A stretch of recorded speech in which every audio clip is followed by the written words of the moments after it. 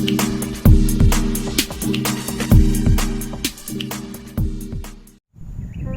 Assalamualaikum dan salam sejahtera.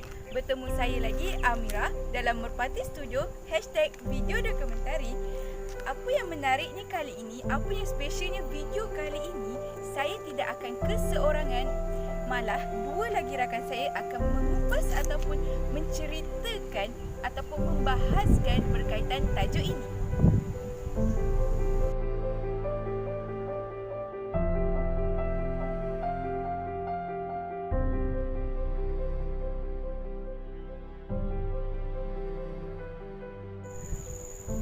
Pagi-pagi ke kedai Pak Nawab, minum kopi bersama Suhana, seorang cendekiawan yang bertanggungjawab. Beliau adalah Ibnu Sina.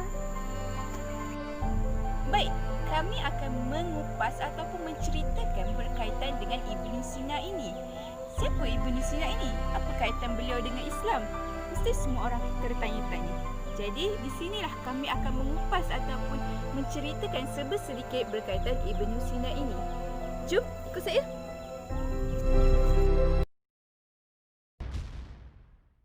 Nama sebenar beliau Al-Husain bin Abdullah bin Al-Hasan bin Ali bin Sina. Beliau terkenal dengan panggilan Ibnu Sina dan juga Avicenna di Eropah. Beliau dilahirkan pada tahun 370 Hijrah bersamaan 980 Masihi di Bukhara, Turkistan. Beliau pernah bertugas sebagai pakar perubatan di wilayah Rai dan penasihat agung kepada Amir Ala Ad-Daulah di Asfahan. Beliau meninggal dunia pada tahun 428 Hijrah bersamaan 1307 Masihi di Hamazan. Pengajian peringkat awalnya bermula di Bukhara dalam bidang bahasa dan sastra.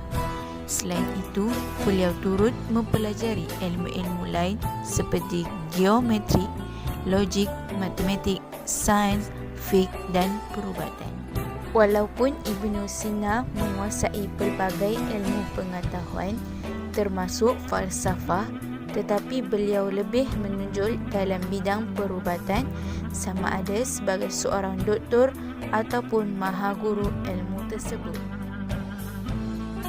Ibnu Sina mula menjadi terkenal selepas berjaya menyembuhkan penyakit putera Nub Ibnu Nas Al-Samani yang gagal diubati oleh doktor yang lain. Kehebatan dan kepakaran dalam bidang perubatan tiada tolok bandingnya sehingga beliau diberikan gelaran Al-Syekh Al-Rais, iaitu Mahaguru pertama. Seterusnya, saya akan serahkan kepada rakan saya untuk topik selanjutnya. Jom. Terima kasih kepada saudari Almira atas sedikit penerangan tentang sejarah dan juga latar belakang Ibnu Sina. Okey, baik, sekarang saya akan membawakan kepada anda iaitu jasa yang pernah disumbangkan oleh Ibnu Sina.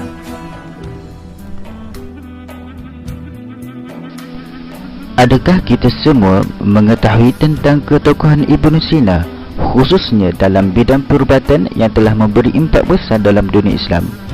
Berikut merupakan beberapa sumbangan yang telah disumbangkan oleh Ibnu Sina dalam bidang perubatan.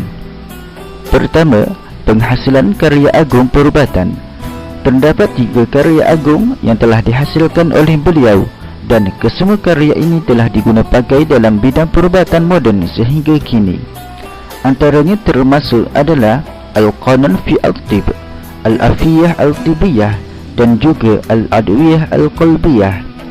Karya Al-Qanun fi Al-Tib merupakan hasil karya Ibnu Sina yang paling agung kerana ia dianggap sebagai himpunan perbendaharaan ilmu perubatan yang mengandungi pelajaran tentang penggunaan ubat, diagnosis dan juga pembedahan.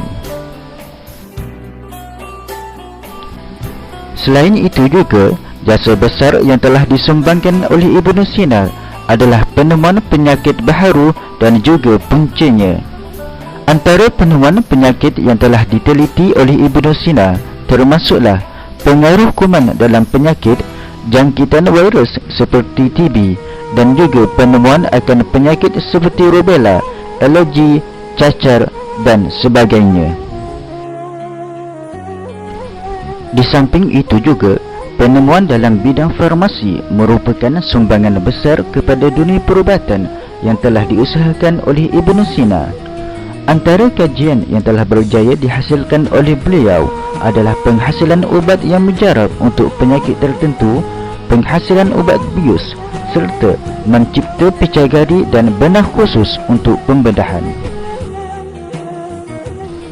Ketokohan Ibnu Sina bukan sahaja memberi sumbangan dalam bidang perubatan semata-mata, namun beliau juga merupakan seorang ahli falsafah yang terkenal dalam bidang ilmu dan juga pemikiran. Ibnu Sina pernah menulis buku berjudul Al-Najah yang membicarakan tentang persoalan falsafah serta menulis sebuah karya yang dinamakan Al-Majmu'. Karya ini mengandungi pelbagai ilmu pengetahuan yang lengkap. Selain itu juga, penghasilan penulisan lain seperti karya dalam bidang falsafah, mantik, astronomi, matematik, fizik, biologi, kimia dan sains politik telah dijadikan rujukan utama khususnya dalam dunia Islam dan juga universiti-universiti terkenal. Demikianlah sebentar tadi sedikit penerangan tentang jasa dan bakti yang pernah disumbangkan oleh Ibnu Sina. Okey, sekarang saya akan serahkan kepada saudara Syahir untuk penerangan yang lebih lanjut tentang Ibnu Sina. Terima kasih diucapkan kepada Nazirul dan juga Amira setelah menceritakan sedikit sebanyak latar belakang serta bidang yang dipelopori oleh ahli falsafah yang bernama Ibnu Sina. Sekarang, timbul pula satu soalan. Adakah beliau seorang Syiah? Jom kita lihat apakah komen dan juga kritikan yang diberikan oleh ulama Islam terhadap akidah dan juga konsep ketuhanan yang dibawa oleh ahli falsafah yang bernama Ibnu Sina ini. Jom. Al-Imam Ibn Qayyim Al-Jawziyah merupakan antara ulama yang sangat keras pandangannya terhadap Ibnu Sina.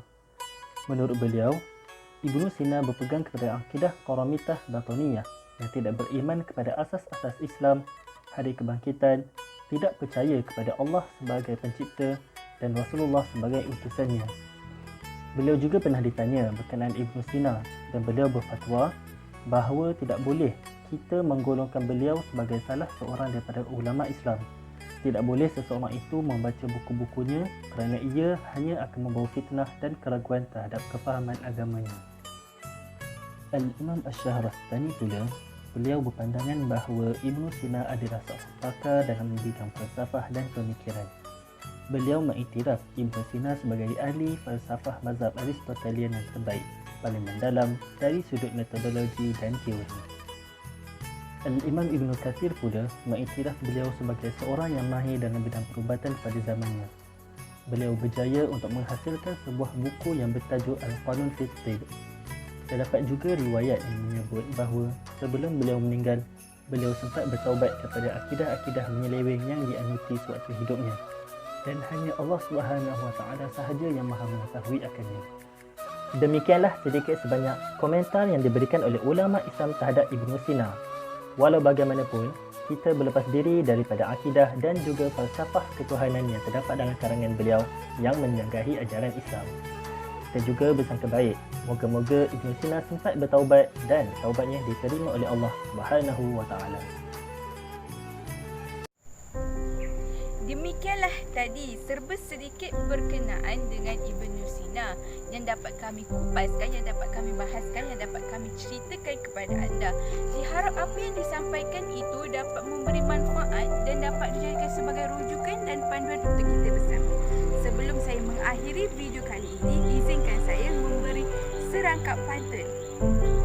Rendam selasih di senja jingga, letak selasih di atas jerami. Terima kasih tidak terhingga. Terimalah video dokumentari daripada kami.